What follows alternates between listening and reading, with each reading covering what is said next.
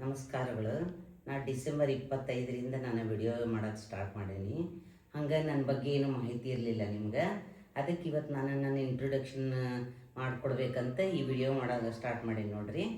ಅದಕ್ಕೆ ಈಗ ನನ್ನ ಬಗ್ಗೆ ಪರಿಚಯ ಮಾಡ್ಕೋತೀನಿ. ನನ್ನ ಹೆಸರು ಶಾಂತಲಾ ಅಂತ. ನನ್ನ ಹೆಸರು ಶಾಂತಲಾ ರೀ.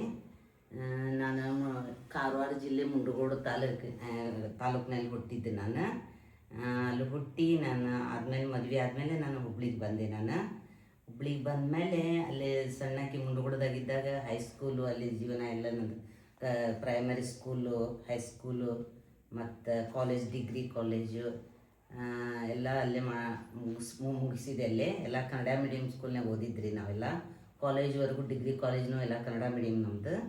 ಅದಾದಮೇಲೆ ಮದುವೆ ಆದಮೇಲೆ ಬಂದೆ. ನಾನು ಹುಬ್ಳಿಗೆ ಬಂದಮೇಲೆ ಇಲ್ಲಿ ಜೀವನ ಅನ್ನೋದು ಹುಬ್ಳಿ ಒಳಗೆ ಸ್ಟಾರ್ಟ್ ಆಯ್ತು ನೋಡ್ರಿ. ಇಲ್ಲಿ ಈಗ ಮದುವೆ ಆಮೇಲೆ ಈಗ ಇಬ್ಬರು ಮಕ್ಕಳಿದ್ದಾರೆ ನಂಗೆ.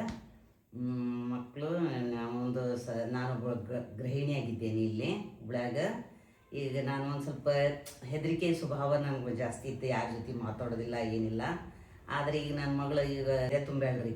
ಈಗ ಅಮ್ಮ ನೀನು ಹಿಂಗೆಲ್ಲ ಹೆದರ್ಕೊಂಡು ಕುಂದಿರ್ಬೇಕು, ಸ್ಟ್ರಾಂಗ್ ಇರ್ಬೇಕಂತೇಳಿ ಏನಾಗಲ್ಲ ತಗೋ ನೀನು ವಿಡಿಯೋ ಮಾಡು ಹಿಂಗಂತೇಳಿಕೆ ಎಲ್ಲ ನನಗೆ ಬ್ಯಾಕ್ ಬೋನಾಗಿ ನಿಂತ್ಕೊಂಡ್ರಿ. ಈಗ ನಾನು ಅದಕ್ಕೆ ವಿಡಿಯೋ ಮಾಡೋಕ್ಕೆ ಸ್ಟಾರ್ಟ್ ಮಾಡೀನಿ ನೋಡ್ರಿ. ನಮ್ಮ ಮನೆಯೊಳಗೆ ಡೈಲಿ ರೊಟೀನ್ ಹೆಂಗಿರ್ತೈತಿ, ಡೈಲಿ ಲೈಫ್ ಏನಿರ್ತೈತಿ ಅದನ್ನು ನಾನು ಬ್ಲಾಗ್ ಒಳಗೆ ತೋರಿಸ್ಕೊತ ಹೊಂಟೇನಿ ರೀ. ಇದೆ ನೋಡ್ರಿ ನನ್ನ ಇಂಟ್ರೊಡಕ್ಷನ್ ವಿಡಿಯೋ ಇದು. ಈಗ ನನ್ನ ಬ್ಲಾಗು ನನ್ನ ಡೈಲಿ ಲೈಫ್ ಒಳಗೆ ಏನೇನು ನಮ್ಮ ಸಂಸಾರ ಕುಟುಂಬದೊಳಗೆ ಏನೇನು ನಡೀತಿದೆ, ಡೈಲಿ ಲೈಫ್ ಯಾವುದೋ ಫಿಲ್ಟರ್ ಇಲ್ದಂಗೆ ನಾನು ವಿಡಿಯೋ ಮಾಡಕತ್ತೀನಿ ರೀ. ನೋಡಿ ನೀವು ಇದು ಮಾಡಿರಿ. ಮತ್ತು ಇದ್ರೊಳಗೆ ಏನು ನಿಮ್ಗೆ ಸಜೆಷನ್ ಇತ್ತಂದ್ರೆ ಅದನ್ನು ನೀವು ಹೇಳಬಹುದು.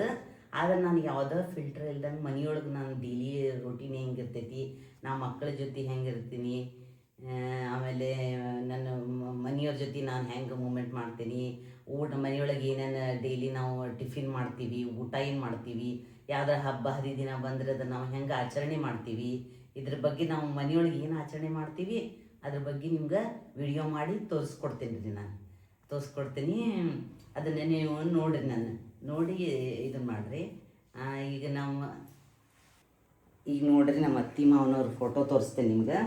ಅವ್ರ ದಯೆಯಿಂದ ನಮ್ಮ ಅತ್ತಿ ಮಾವರ ದಯೆಯಿಂದ ನಮ್ಮ ಮನೆಯವ್ರಿಗೂ ಚಲೋ ಆಗೈತ್ರಿ. ನಮ್ಮ ಮದುವೆ ಮಾಡ್ಕೊಂಡು ಬಂದಮೇಲೆ ನನಗೂ ಚಲೋ ಆಗೈತ್ರಿ.